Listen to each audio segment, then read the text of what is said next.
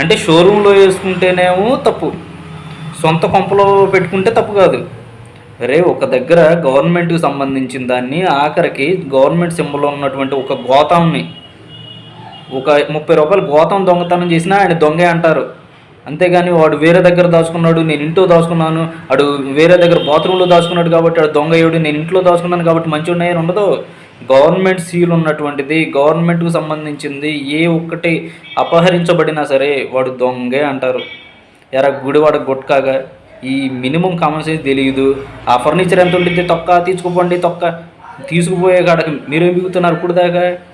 ఎప్పుడైతే ఆ పదవి ఏదైతే ఉందో సీఎం పదవి, దానికి రాజీనామా చేసిన తర్వాత ఎలా తీసుకెళ్లారో అలా మూసుకుని తీసుకొచ్చి ఆడ పెట్టాలి.